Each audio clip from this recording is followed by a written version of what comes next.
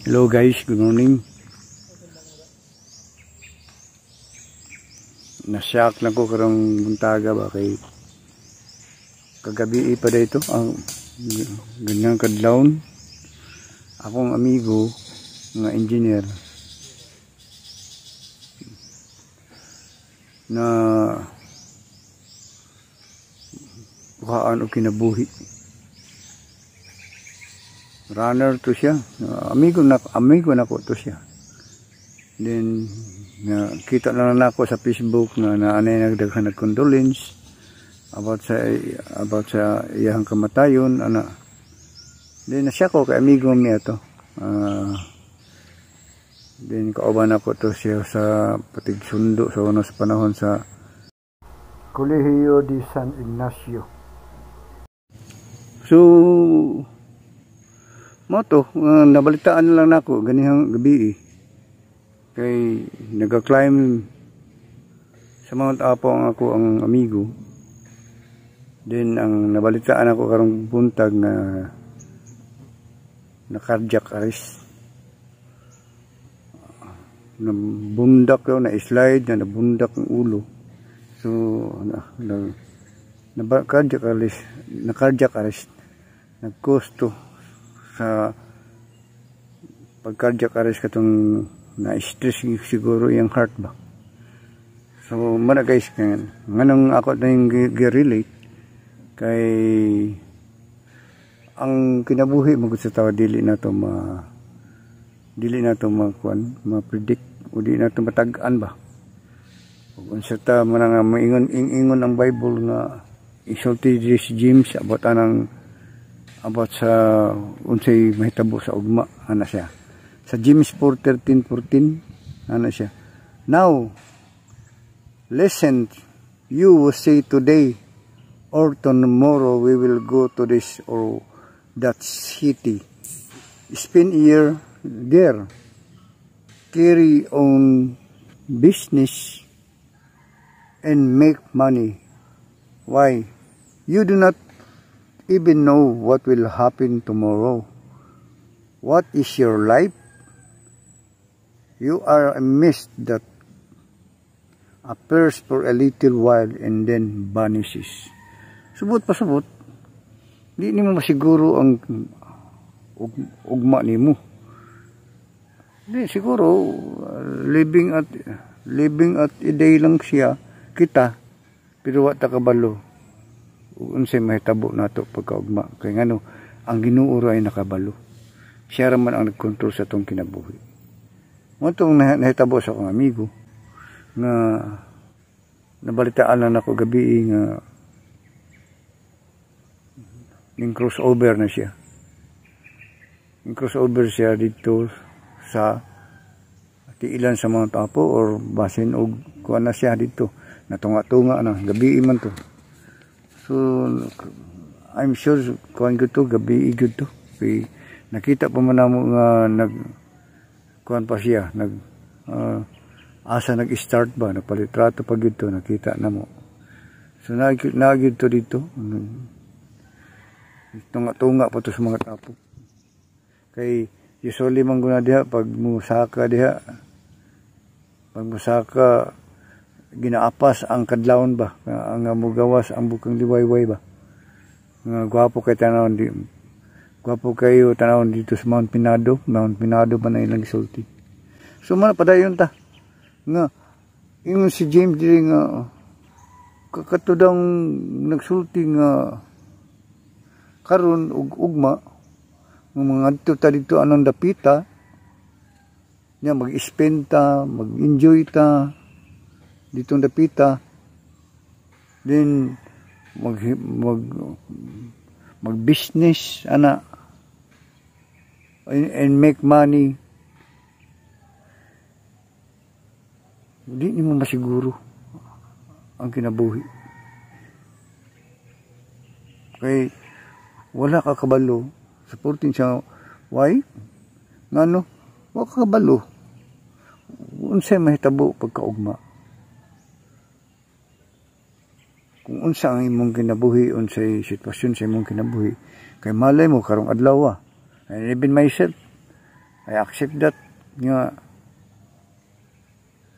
di na ito mahibawan na itong kinabuhi. Samtang ako sa akong kagalingon, samtang maduulan pa yun ang Diyos, naging kamot yun ko nga makashare sa pulong sa Ginoo o sa pulong sa Diyos sa mga katawan, pinaagi ani nga vlog.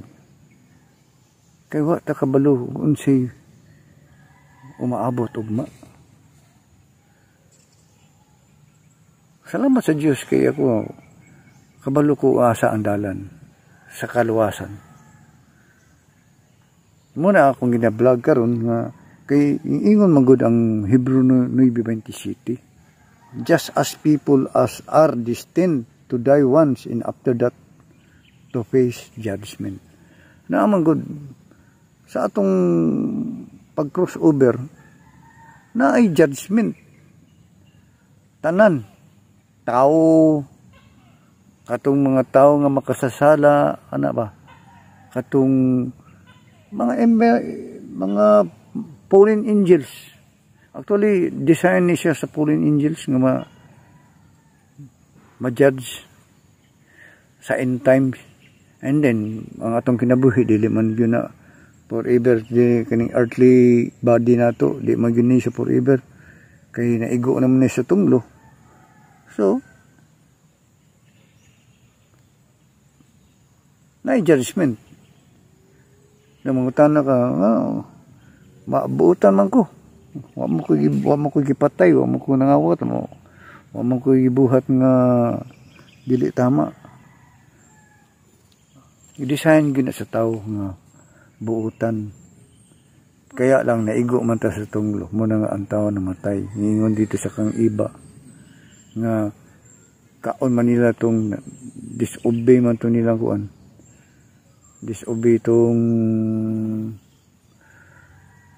sugo sa Diyos nga ayaw na kaon na ng the tree of knowledge of good and evil. Kaon man nila. So, kay ingon ang Diyos, mamatay mo na. So, muna nga gikaon man nila, di namatay. Hantod karon. Muna nga, dili na to siguro ang kinabuhi nato. Ang tao sa Hebrew 9:27 kay nakasala man sa during sa creation pag ito sa panahon ni Adan ug Eva. Hantod karon, nadala gyud ang tao mamatay. Mag-crossover.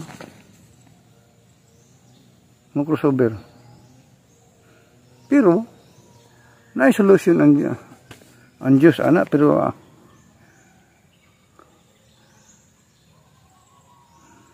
may solusyon ng Diyos ana about sa kamatayon. Pero ingon sa Romans 3:23 kay katong panahon ni Adan ug ni Eva nakasala man gyud ang tao. Muna nga ang tanang tao maingon mo sila nga buutan sila, wala sila kapatay, wala sila na buhat nga salaod. Pero dito na sa panahon sa atong mga ninuno na kuha nato ang mga sala. Mao na ingon sa Romans 3:23, all have sinned and fall short of the glory of God. Ang tanan daw nakasala. Tanan. So gikan dito kang Adan ug Eva hantod karon nga generation nakasala sa atubangan sa Dios. Muna kinahanglan kay nakasala man ka, kinahanglan ka salvation. Muna yung maingon na nga, all have sinned and fall short of the glory of God. Pag fall short of the glory of God, naay kamatayon. Palayo ka. Nalayo ka sa glory sa Diyos. So kung nalayo ka sa glory sa Diyos, wala, dili ka safe. Dili ka safe. Kaya naigo man ka sa tunglo. Naigo man ka sa curse. Nag-iingon sa Diyos kung kauno ni mo na makasala ka. Kung makasala ka, mamatay ka. Giingnan niya si Eva o si Adan. Mao to, nakasala man. Nag-disobey man. So naigo to. naigo sila sa tunglo. Naigo man sila sa tunglo, naigo po ta. Muna nga ang tao, mamatay yun. Mamatay na hitabo nga. Pila na ka-amigo na ko, ming crossover. Mga kailan na ko. Ang uban, mga anak sa Ginoo. Pero salamat sa Ginoo. Kay pumu-crossover ta, anak man ta sa Ginoo. Kikinahanglan gin nga, mahimo ka anak sa Ginoo. Padayon ta. Ngayon sa diri sa Romans 3:10. Oh, isa. There is no one righteous, not even one. Sumpay na ko ni sa Romans 3:23. Ang tanan nakasala, and fall short of the glory of God. And then sa 3:10, there is no one righteous, not even one. Muna nga, magsigigangal nga, ay, wa man ko kapatay, wa man ko kangawat, wa ko gibuhat nga dili maayo, dili. Giingnan, ingon ang pulong sa Ginoo, ang tanan nakasala tungod sa sala sa atong mga ninuno ni Adan ug ni Eva. Muna. Pero, ingon man po dito sa John 3:16. For God so loved the world that He gave His only begotten Son, and whoever believes in Him shall not perish, but have eternal life. So, naay solusyon ang Diyos. Naay solusyon ang Diyos. Dawat na nato nga ang tao yun, mamatay man yun. It is appointed to die once. A man is appointed to die once, and after that, the judgment. Ang judgment, kay naay judgment, pero naay gisulti dito nga nahigugma ang Diyos sa kalibutan. Nahigugma ang Diyos sa tuwa. Muna nga, nagpadala siya siyang bugtong anak. Kung kinsa itong matuo sa iya, ug mudakot sa iya, tagaan niya og kinabuhi nga walay katapusan. Muna siya karon guys. Muna nga ingon si sa Philippians 1:21, ingon si Pablo, for me to live is Christ and to die is gain. Kinahanglan ka nga magkinabuhi nga sama kang Kristo. Usa na sama kang Kristo, imong sundugon, dili. Sama kang Kristo, buot pasabot, na ay Kristo sa imong kinabuhi. Ang imong kinabuhi, sudlan sa balang espiritu, nga maoy koneksyon dito sa Diyos, nga naa sa langit. Muna si Kristo, ang anak sa Diyos, ang espiritu sa Diyos. Si Kristo, o ang Holy Spirit, isa ra na sila. Muna siya. According sa 1 Corinthians 3:16, do you not know that you are a temple of God and the Spirit of God lives in you? Once nga mudawat ka kang Hesus Kristo, according sa John 3:16, makabaton ka og kinabuhi nga walay katapusan og dili ka malaglag. Okay, dili makamalaglag, safety na ka. Na nakay kinabuhing walay katapusan, kay imo mangidawat ang Ginoo.